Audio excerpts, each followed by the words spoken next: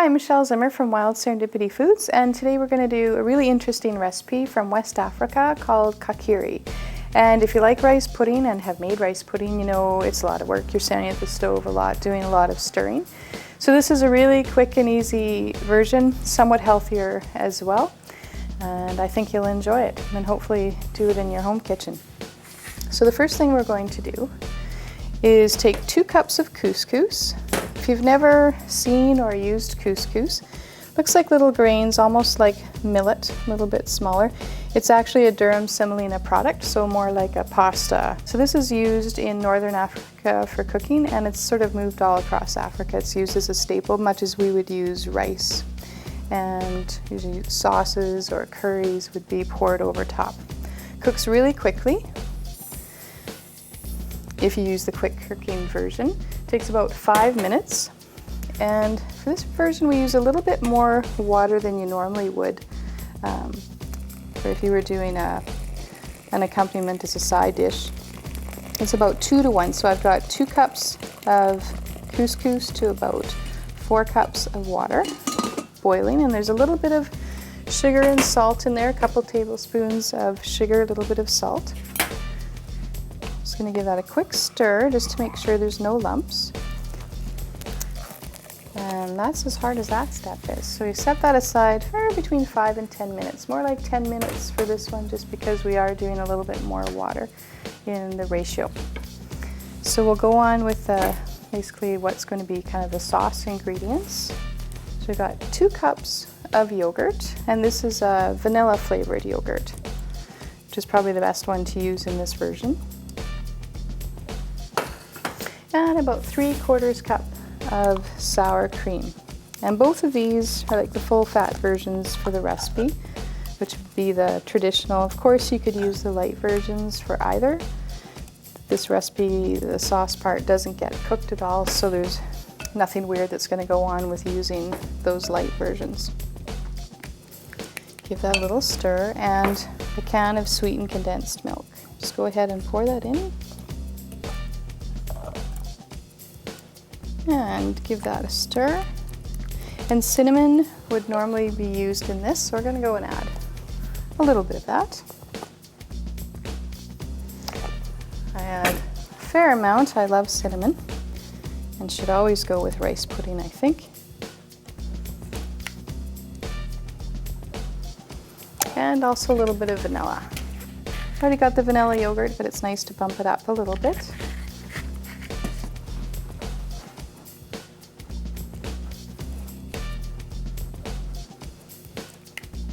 All right, so those 2 parts are ready, and now we're going to go ahead and arrange what we're going to put on top. So this dish, as well as many African dishes, would be put in a platter and usually really elaborately decorated on top. So we're going to use some red seedless grapes, sliced almonds, raw pepita nuts, which we're going to put in a dry frying pan, and a little bit of more cinnamon will go on top too. So you just want a nice color contrast between everything, and you can sort of picture stripes or swirls, something that's really eye-catching. You could use dried fruits too. Cran raisins would be nice. They'd have the same visual appeal of the red grapes. Or the bright green grapes too are just a contrast between those. And we'll use a little bit of fresh nutmeg for garnish as well. And if you're able to get fresh nutmeg, they come in these little, they look like a nut, and you grate them on a rasp or a really fine box grater. It has a much fresher flavor than if you buy the bottle. It goes stale really quickly and kind of has not much flavor at all. So when you buy the bottle, it's such a large amount, it would probably take you a few years to use it up. So if you have a chance, go ahead and give the fresh nutmeg a try. All right, so here we've got about 1/4 cup of the pepitas, which are pumpkin seeds, and these are raw. So we're just going to go ahead and give them a little bit of a toast.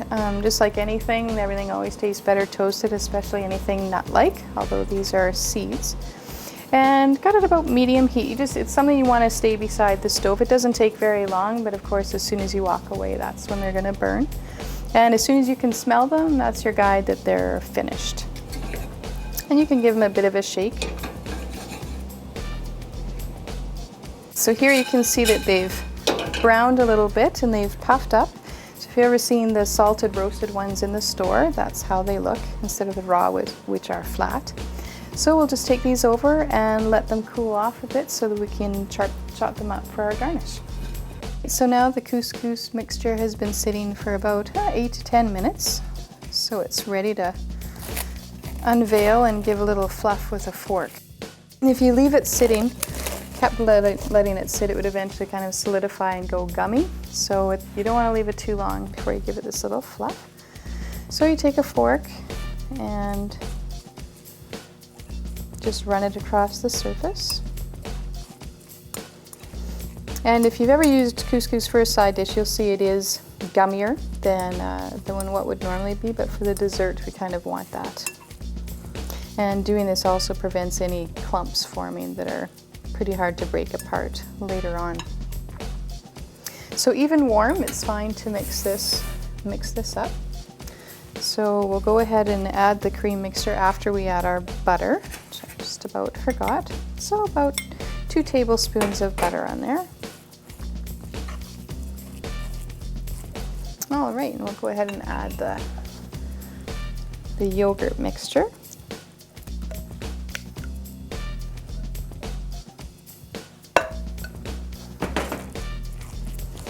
And mix that together.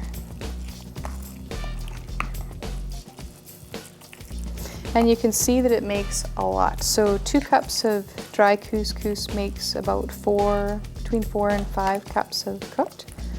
And then we had a lot of liquid ingredients too, so it does make a lot, so you can keep it in your fridge and eat it over several days. All right, so now we have our serving platter ready. And this one will use about half of our mixture, so we'll have quite a bit left over. So we'll go ahead and ladle some in. And obviously you could use a bowl as well, but we want to have the really nice elaborate garnish.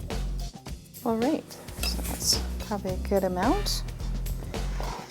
And now you just have to decide what you're going to do. So I think first I'm going to take a little bit of cinnamon and sift that over top. And then we'll leave some of those areas without fruit so that you can see the cinnamon showing through.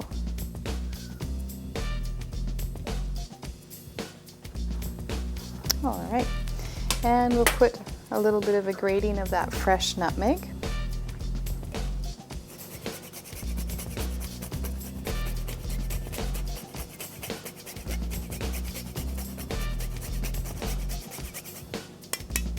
And then we'll go ahead and start putting our fruit and nuts over top. There, I think that looks nice, and we'll go ahead and fill in some of the areas. So we've got some almonds there.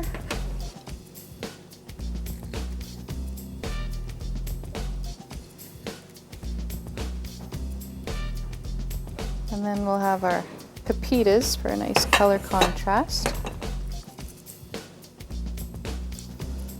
And you can put them on whole as well, which I chose to do with this. You could chop them up finely as well. And there you have it. Kakiri, a West African dessert, much like our rice pudding. I think you'll enjoy making this, and definitely much easier to make than the traditional rice pudding that we're used to. And I'm Michelle Zimmer with Wild Serendipity Foods, and you can find this and other recipes on my website at www.wildserendipity.com.